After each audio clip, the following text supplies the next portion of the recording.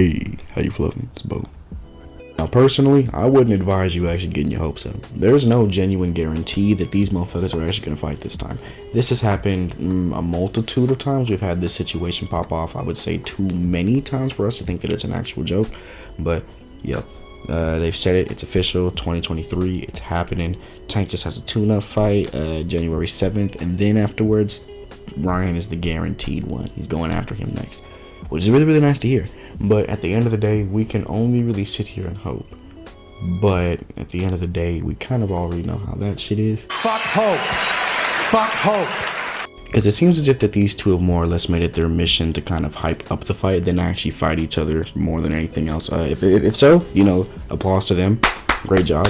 Fully understanding. You really do get it. But Jesus, y'all have been talking shit for like years now, and it is about time that we really do figure out which one is actually better.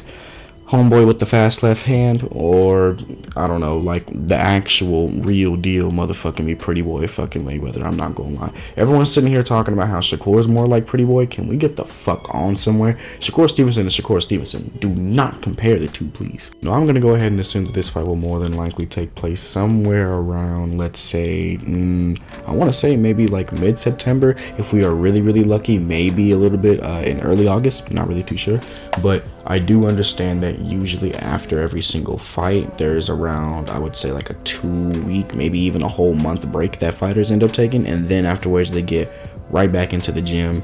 They're looking for contracts. They're trying to find fighters and everything. They're trying to get a good fight set up. And it's great. You know, at the end of the day, I do feel as if that I think that's probably what Tank is going to do after January 7th. Maybe going to take maybe about like 2.5 weeks, maybe a month or so off. And then he's going to be full on training, getting at it. And we will be seeing him against Ryan Garcia later on this year. Or later on in 2023. Goddamn, not this year.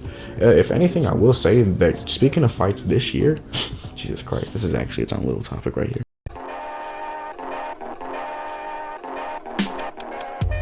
So just imagine being blue-balled. Wait, hold on, wait. Imagine being blue-balled in the way of being excited for a fight like Errol Spence Jr. and Terrence Crawford. And then that bitch doesn't even come to fruition, yo. It does not. For whatever it is, I don't even really want to get into those guys' situation because that's their situation. And I'll be 100% honest, I really don't know a whole lot of shit that goes on with them, between those two. My wholehearted opinion, the way that that's actually going right now is that both of them are scared. That's it. That's all it really is. But I am so much more upset at the fact that we got this very satisfying fight of Issac Cruz and Shakur Stevenson. And then Issac and his entire team go out of their way to say that Shakur is a boring fighter that does nothing but jab and run. And they would like to face somebody like Lomachenko because they feel as if they have his number, and that at the end of the day, that would be a much more successful, let's say, fight on their end in terms of financial, let's say, stability. They think that they have better options that way, but they also do feel as if that it would just be a whole lot more entertaining for the fans if they fight Lomachenko.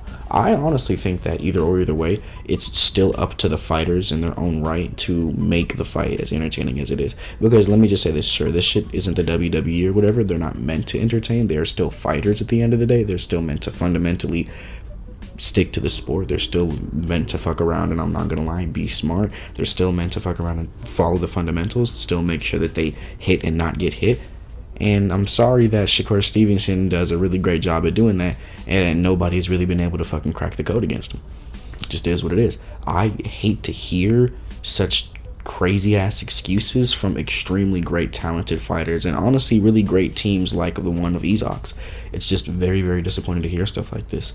Anytime you hear anybody anywhere, like any fighter at all, say stuff like, oh, I don't want to have to face so and so because they're boring, or because they only fight like this and that's not the type of fight that I am genuinely trying to go after, bull fucking shit, man. Bull fucking shit. And I do understand boxers nowadays are really trying to get paid, but they get paid well above and well more than like the average fucking athlete does. So I don't even really think that them taking some of these old bullshit ass tune-up fights that they be taking sometimes, like these absolute squashes that they be taking for money, yeah, they don't say anything then. But if it happens to be something like, oh, I don't know, their pride, their reputation, or maybe even the title on the line, they will come up with any and every single fucking excuse to say as to why They don't want to take it. And it's very easy to say that instead of just, hey, I think homeboy may actually have my number. I really do think that it's probably for the best that I take a little bit more time to go back to the ropes, maybe reinvent the wheel a little bit, or just continue to improve upon my style because I'm not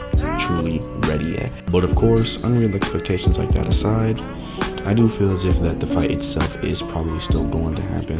If Issac really does want to, let's say, actually keep his titles and possibly, let's say, even keep his reputation, he's going to need to take this fight. It is a WBC mandatory. They have already issued it for it to happen. It needs to happen. And if it does not, well, Issac, you can really only delay and stay inactive for so long before they go out of their way to essentially say, like, look, try to dispute this, try to fight this all you want. You're fighting Shakur Stevenson. If he doesn't want to, okay, well, they really have all the right in the world to go out of the way and be like, well, you're not anything to us. You're not like your Canelo. So just because you don't want to fight them off the rip or anything like that, it doesn't mean we're gonna you're Issac Cruz. Like, they will easily take that away from you. They will easily strip that title for you, put it up for vacancy, and have Shakur face the next person that is 100% ready for that, because he's here. And Issac, you are one of the very few top contenders in the lightweight division, and this is just what it means. It isn't about taking fights that are going to be more fun or more entertaining or more comfortable. You gotta do what you gotta do, man. Legit. But hey, let me know how y'all think though. Go ahead and drop a like if you really did like it, and then subscribe if you really do want to keep up with my shit. I really do appreciate everything though, even the views, even just taking a few seconds to watch it, even if you didn't fully watch it all the way through, or if you did, thank you so much. If anything, stay safe out there, the world be crazy, and I'll stay up.